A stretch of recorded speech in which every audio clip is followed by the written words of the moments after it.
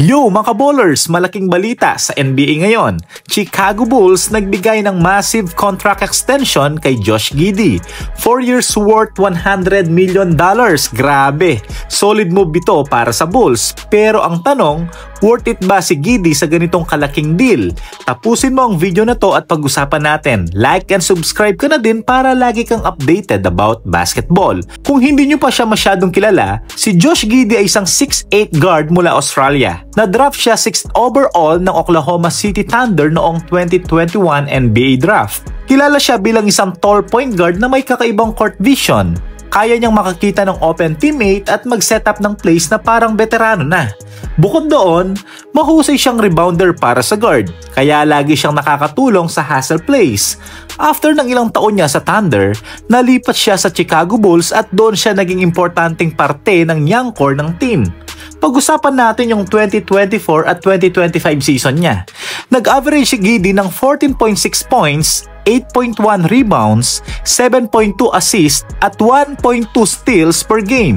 May 7 triple-doubles pa siya at career high niya na 105 3-pointers last season. Ibig sabihin, hindi lang siya basta passer. Nakakapuntos din siya at unting-unting nade-develop yung outside shooting niya. Sa Bulls, naging valuable siya bilang playmaker at reliable option sa ball movement. Hindi siya superstar scorer pero yung versatility niya sa offense at effort niya sa depensa ay malaking tulong sa Chicago. Kaya hindi na nakakapagtaka kung bakit siya inoferan ng ganitong kalaking deal.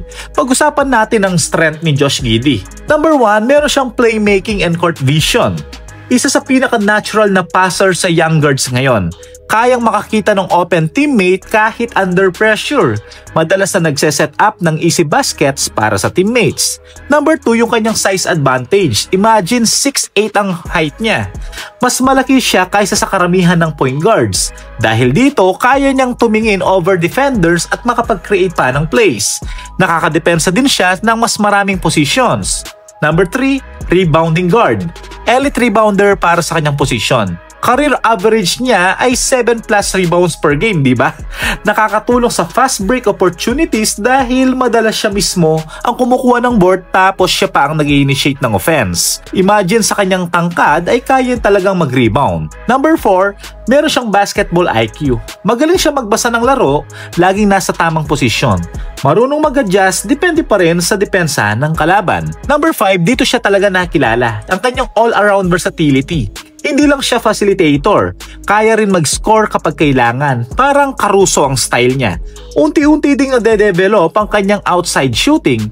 Solid team player na willing gumawa ng mala dirty work kahit hindi siya ang main scorer. Ngayon, punta tayo sa kontrata niya. Bulls just lock him para sa 4 na taon sa halagang $100 million. Ibig sabihin, secured na ang spot niya as one of the key players ng Chicago. Kung ikukumpara mo sa ibang guard sa liga, nasa mid-range yung value niya, hindi siya max contract pero sapat na para ipakita na mas malaki ang tiwala ng Bulls sa kanya at sa kanyang future potential. Kung ma-develop pa niya yung shooting niya, at iko-consistent niya yon at aggressiveness sa scoring, may chance siyang maging all-star caliber guard sa mga susunod na taon. Kaya para sa akin, smart move ito para sa Chicago Bulls. Pero ang tanong naman mga ballers para sa inyo, worth it ba yung $100 million contract ni Josh Giddey? Sa tingin nyo ba future all-star siya o magiging solid role player lang siya na tutulong sa core ng Chicago Bulls? Comment nyo naman sa baba para may pag-usapan tayo. Don't forget to like and subscribe. Thank you for watching. God bless.